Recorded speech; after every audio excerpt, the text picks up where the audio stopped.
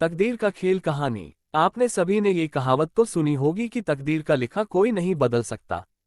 इसका खेल सिर्फ तकदीर लिखने वाले को ही पता होता है। और तकदीर हमेशा अच्छे कर्मों से बनती है।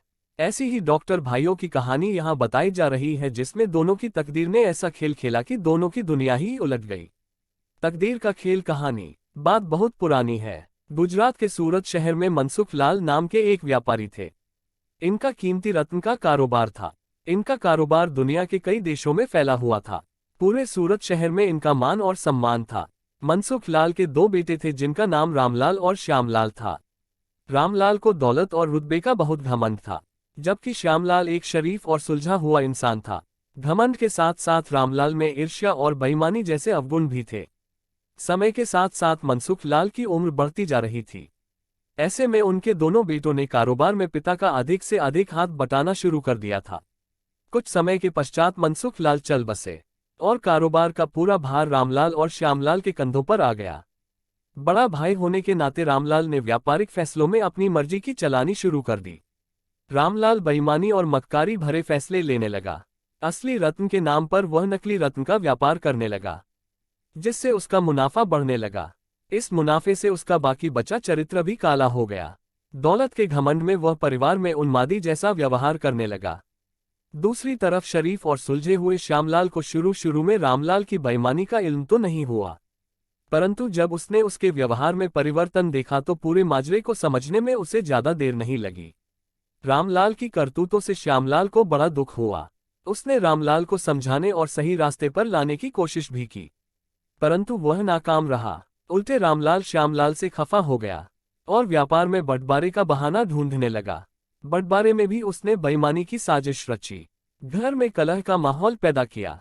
अंततः रामलाल अपनी साजिश में सफल रहा और श्यामलाल के हिस्से के व्यापार पर भी वह कब्जा कर बैठा।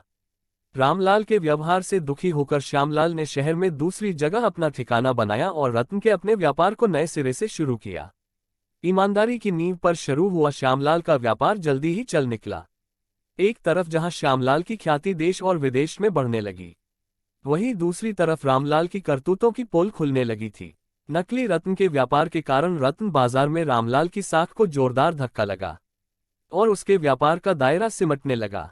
अंततः नौबत यहां तक आ गई कि बाहर क्या, अपने शहर का भी कोई व्यापारी रामलाल का नाम लेने से भी तौबा करने लगा। अब तो नौबत यहां तक आ गई कि रामलाल को धन के अभाव में अपना घर, दुकान, सामान तक बेचना पड़ रहा था। जल्दी ही रामलाल के हाथ से सब कुछ निकल गया और वह परिवार सहित सड़क पर आ गया। अब रामलाल को अपने किए पर पछतावा हो रहा था, परंतु उसकी तकदीर ने जो खेल खेल दिया था, उससे आसानी से पीछे आना उसके लिए संभव नहीं था। दूसरी तरफ श्यामलाल की तकदीर का खेल था, जिसकी बदौलत वह रंग से राजा बन गया था। जब रामलाल की बदहाली की खबर श्यामलाल को लगी तो उसे बड़ा दुख हुआ। पुरानी बातों को भूलकर वह भागा भागा अपने बड़े भाई रामलाल के पास पहुंचा और रामलाल के लाख मना करने के बाद भी उसे परिवार सहित अपने पास ले आया। ये भी तकदीर का ही खेल था कि जिस भाई के साथ रामलाल ने बदसलूकी कर उसे सड़क पर पहुंचा दिया था, वही भाई आज उसे सड़क से उठाकर अपने घर में ले आया था। कहानी से शिक्षा। इस कहानी से यह शिक्षा मिलती है कि तकदीर कब किसके साथ क्या खेल खेल दे, इसका अंदाजा कोई नहीं लगा सकता।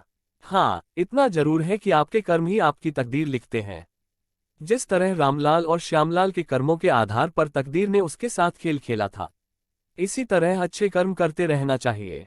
क्या पता कल तकदीर आपके साथ क्या खेल खेल जाए। इसलिए कहते तकदीर का खेल निराला है।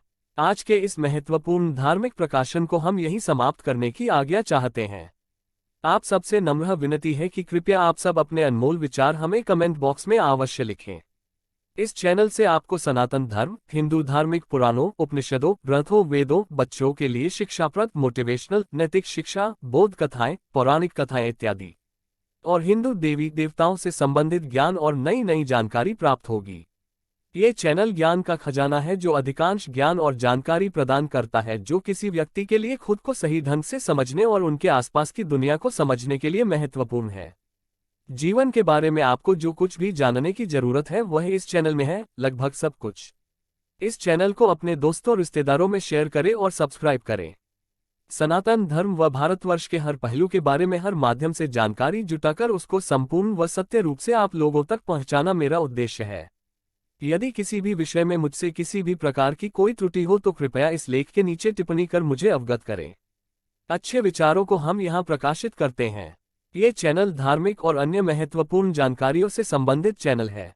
इस चैनल का किसी भी अन्य संस्थान, कोर्स आदि से कोई संबंध नहीं है। धन्यवाद।